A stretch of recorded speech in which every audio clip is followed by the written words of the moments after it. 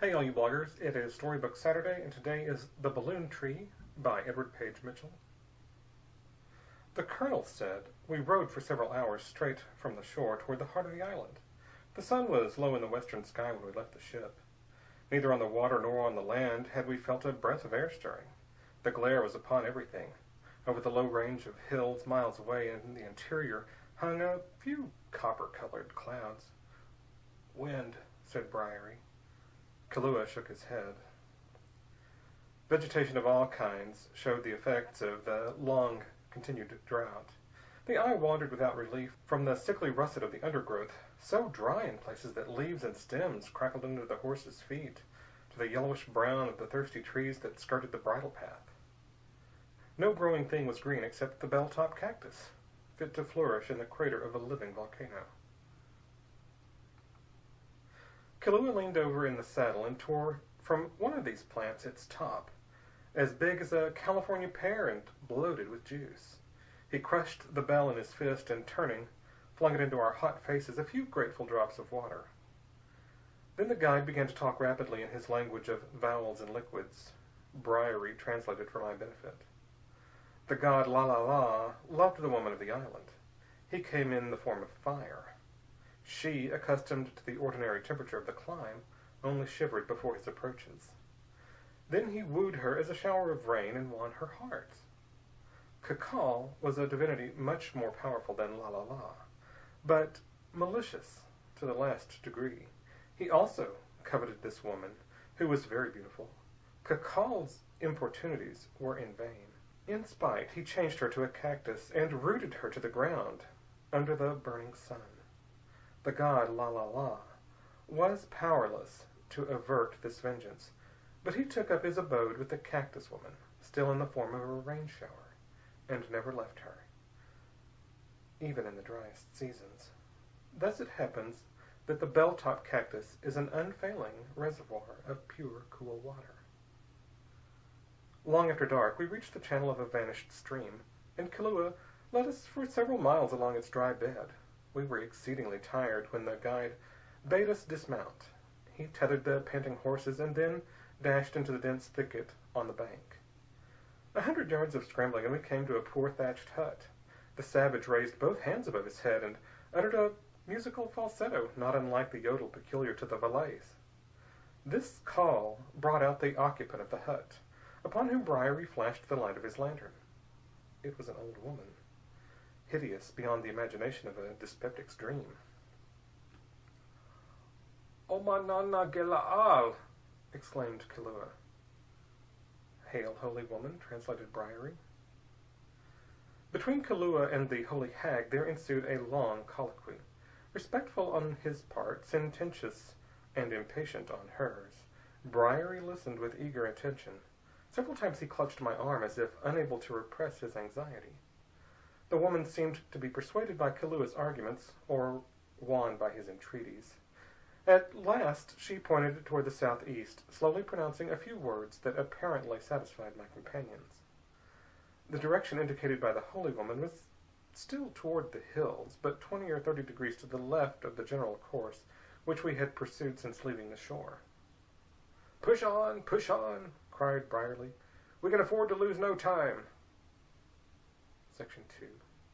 We rode all night. At sunrise there was a pause of hardly 10 minutes for the scanty breakfast supplied by our haversacks, and then we were again in the saddle, making our way through a thicket that grew more and more difficult, and under a sun that grew hotter.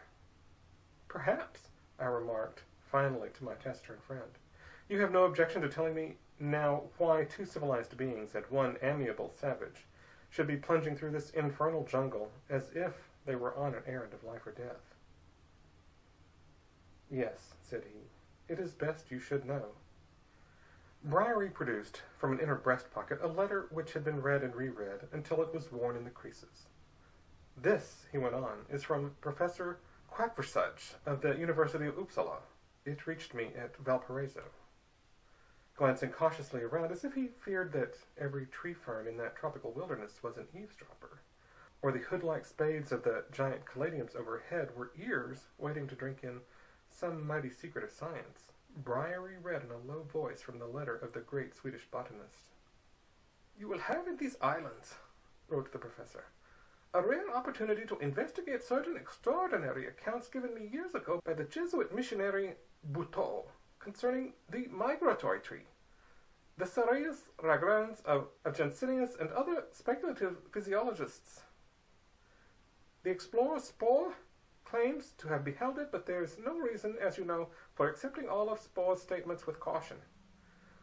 That is not the case with the assertions of my late valued correspondent, the Jesuit missionary. Father Buteau was a learned botanist, an accurate observer, and a most pious and conscientious man. He never saw the migratory tree, but during the long period of his labors in that part of the world, he accumulated from widely different sources a mass of testimony as to its existence and habits.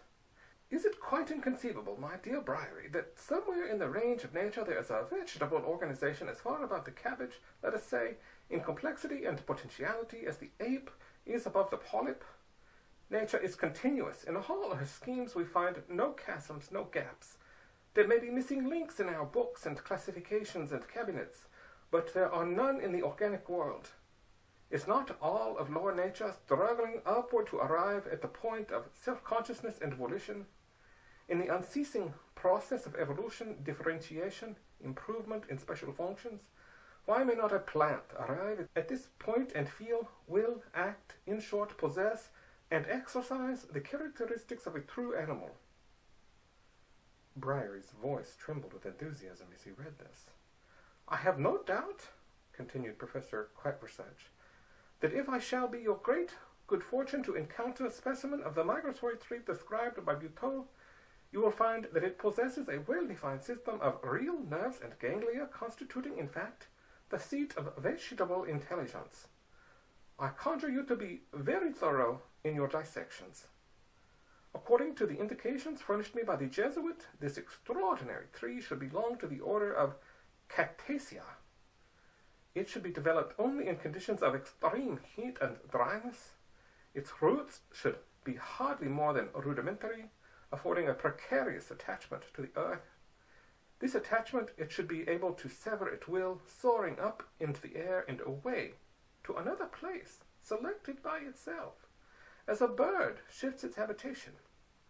I infer that these migrations are accomplished by means of the property of secreting hydrogen gas, with which it inflates at pleasure a bladder-like organ of highly elastic tissue, thus lifting itself out of the ground and off to a new abode. Buteau added that the migratory tree was invariably worshipped by the natives as a supernatural being, and that the mystery thrown by them around its cult was the greatest obstacle in the path of the investigator. There, exclaimed Briery, folding up Professor Quatversach's letter. Is not that a quest worthy the risk of sacrifice of life itself? To add to the recorded facts of vegetable morphology, the proved existence of a tree that wanders, a tree that wills, a tree perhaps that thinks, this is glory to be won at any cost. The lamented Decandal of Geneva. Confound the lamented Decandal of Geneva, shouted I, for it was too excessively hot, and I felt that we had come on a fool's errand. Section 3. It was near sunset on the second day of our journey when Kahlua, who was riding several rods in advance of us, uttered a quick cry, leaped from his saddle, and stooped to the ground. Briery was at his side in an instant. I followed with less agility. My joints were very stiff, and I had no scientific enthusiasm to lubricate them. Briery was on his hands and knees, eagerly examining what seemed to be a recent disturbance of the soil. The savage was prostrate, rubbing his forehead in the dust, as if in a religious ecstasy, and warbling the same falsetto notes that we had heard at the holy woman's hut. "What beast's trail have you struck?" I demanded. "The trail of no beast," answered Brierly, almost angrily. "Do you see this broad round abrasion of the surface where a heavy weight has rested? Do you see these little troughs of the fresh earth, radiating from the center like the points of a star?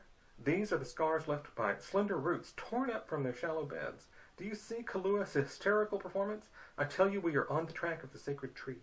It has been here, and not long ago." Acting under Briery's excited instructions, we continued the hunt on foot. Kahlua started toward the east, I toward the west, and Briery took the southward course. To cover the ground thoroughly, we agreed to advance in gradually widening zigzags, communicating with each other at intervals by pistol shots. There could have been no more foolish arrangement. In a quarter of an hour I had lost my head and my bearings in a thicket. For another quarter of an hour I discharged my revolver repeatedly without getting a single response from east or south. I spent the remainder of daylight in a blundering effort to make my way back to the place where the horses were. And then the sun went down, leaving me in a sudden darkness, alone in a wilderness of the extent and character of which I had not the faintest idea. I will spare you the history of my sufferings during the whole of that night, and the next day, and the next night, and another day. When it was dark, I wandered about in blind despair, longing for daylight, not daring to sleep or even to stop, and in continual terror of the unknown dangers that surrounded me. In the daytime I longed for night, for the sun scorched its way through the thickest roof that the luxuriant foliage afforded, and drove me nearly mad. The provisions in my haversack were exhausted, my canteen was on my saddle. I should have died of thirst had it not been for the bell-top cactus, which I found twice. But in that horrible experience neither the torture of hunger and thirst, nor the torture of heat, equaled the misery of the thought that my life was to be sacrificed to the delusion of a crazy botanist who had dreamed of the impossible. The impossible? On the second afternoon, still staggering aimlessly on through the jungle, I lost my last strength and fell to the ground. Despair and indifference had long since given way to an eager desire for the end. I closed my eyes with an indescribable relief. The hot sun seemed pleasant on my face as consciousness departed. Did a beautiful and gentle woman come to me while I lay unconscious, and take my head in her lap, and put her arms around me? Did she press her face to mine, and in a whisper bid me have courage? That was the belief that filled my mind when it struggled back for a moment into consciousness. I clutched at the warm, soft arms and swooned again. Do not look at each other and smile, gentlemen, in that cruel wilderness, in my helpless condition. I found pity and benignant tenderness. The next time my senses returned, I saw that something was bending over me. Something majestic, if not beautiful. Humane, if not human. Gracious, if not woman. The arms that held me and drew me up were moist, and they throbbed with the pulsation of life. There was a faint, sweet odor, like the smell of a woman's perfumed hair. The touch was a caress, the clasp an embrace. Can I describe its form? No, not with the definiteness that would satisfy the quack researches and the briaries. I say that the trunk was massive. The branches that lifted me from the ground and held me carefully and gently were flexible and symmetrically disposed. Above my head there was a wreath of strange foliage, and in the midst of it a dazzling sphere of scarlet. The scarlet globe grew while I watched it, but the effort of watching was too much for me. Remember, if you please, that at this time physical exhaustion and mental torture had brought me to the point where I passed to and fro between consciousness and unconsciousness as easily and as frequently as one fluctuates between slumber and wakefulness during a night of fever. It seemed the most natural thing in the world that, in my extreme weakness, I should be beloved and cared for by a cactus. I did not seek an explanation of this good fortune or try to analyze it. I simply accepted it as a matter of course, as a child accepts a benefit from an unexpected quarter. The one idea that possessed me was that I had found an unknown friend, instinct with womanly sympathy and immeasurably kind. And as night came on, it seemed to me that the scarlet bulb overhead became enormously distended, so that it almost filled the sky. Was I gently rocked by the supple arms that still held me? Were we floating off together into the air? I did not know or care. Now I fancied that I was in my berth on board ship, cradled by the swell of the sea, now that I was sharing the flight of some great bird, now that I was borne on with prodigious speed through the darkness by my own volition.